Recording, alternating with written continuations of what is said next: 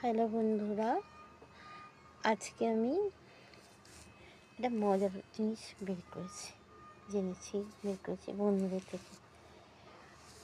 আর আমারও কিছু অভিজ্ঞতা আছে।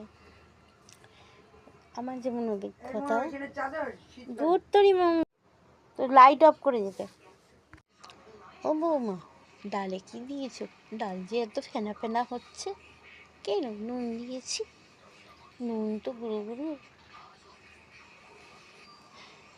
ডাল যে এত ফেনা ফেনা হচ্ছে, কি দিলে তুমি? ডালে এরকম দেখতে হলো কেন? মাংসটাও যে এরকম। আমার ছেলেটা এসেছে, কি খাবে? ও মরে যা, ডালটার যে কি চেহারা, হায় রে।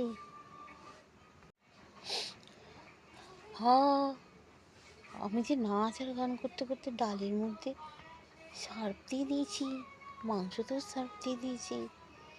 তো তুমি ধুয়ে ফেলেছিলাম, তাহলে আর কিছু হবে? ডালটা নয় ফেলে দিয়েছি, মাংস তো ধুয়ে ধুয়ে খেয়ে দিয়েছি রান্না করে। এখনও কি সিল্কির মতন করে করে ঘুরছে? যদি কিছু হয় তাহলে তো হাসপাতাল যেতে হবে।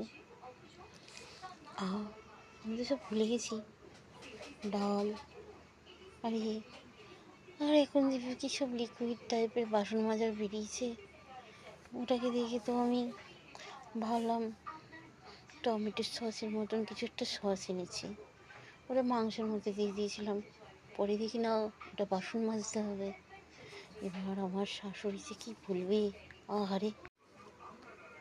মনীষা বৌমা, ও তো স্লিপ কাটে, তুমি দেখনি তো?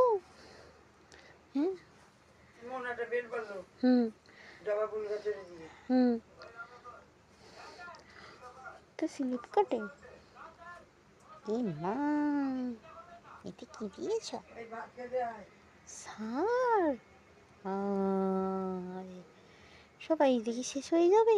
তোমার বুদ্ধি এত কম? তোমার নাচ গান পড়ো আর হাসি ঠাট্টা কোন দিকে মন থাকে শুনি?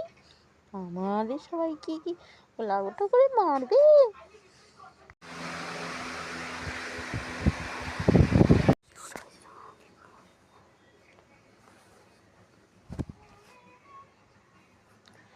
এইরকম থাকে।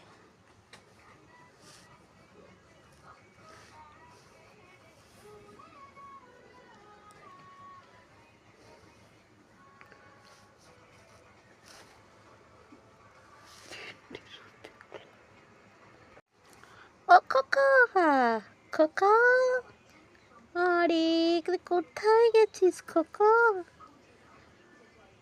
আমি এখন কি তোকে খেতে দেবো? তুই কোথায় গেলি? মা, আমি আসতে পারছি না। মা, আমি আসতে পারছি না, আমি এখন পায়খানায় আছি। আমার পিঠে ব্যথা হচ্ছে, আমি এখন পেটের যন্ত্রণায় বডির থেকে আর বেরোতে পারছি না। আমি তো মাংস ঝোলের খেয়েছিলাম, সুন্দর রান্না দেখে গরম গরম।